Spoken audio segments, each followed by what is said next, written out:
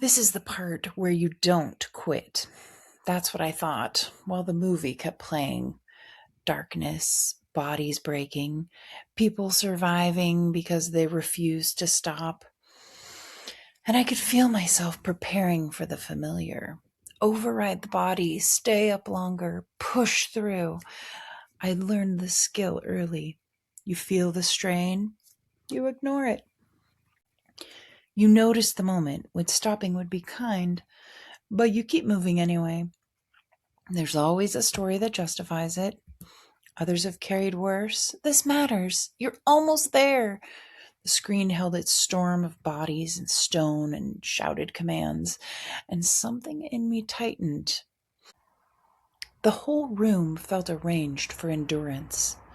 Dinner finished late, lights dimmed, the quiet hour where I would normally keep going just a little longer, because stopping too soon always carried the feeling of moral failure. In the film, survival was purchased minute by minute. You admired the bravery of it. You admired how no one left their post. I admired it too. Right up until my body quietly declined the assignment. It wasn't dramatic, no panic, no sharp pain, just a clear internal pressure, like a hand against my chest saying, enough. And so I paused the movie. The room fell still, and I waited for the consequence. Some collapse of meaning, some feeling that I had stepped out of the story and forfeited whatever comes next.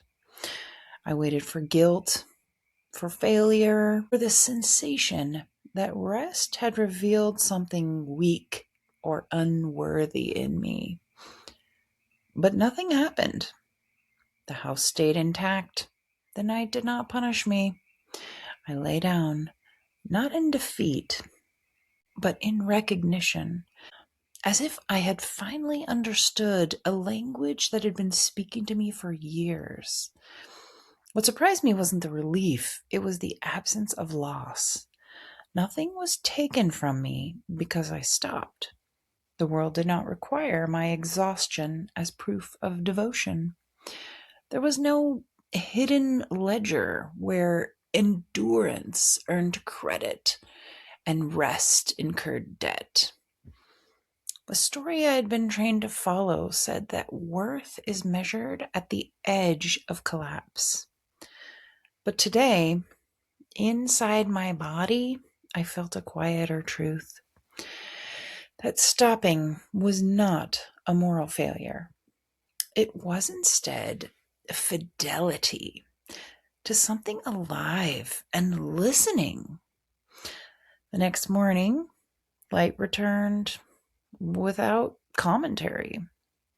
I resumed what mattered, not as someone who had fallen short, but as someone who had chosen correctly. The strength I had been trying to extract by force arrived on its own, ordinary and usable. And somehow, that changed something in me, because there are moments when pushing through is not courage anymore, just habit, wearing the mask of virtue. And wisdom sometimes looks like setting burden down before it teaches you the wrong lesson. And maybe the sacred never asked for collapse in the first place.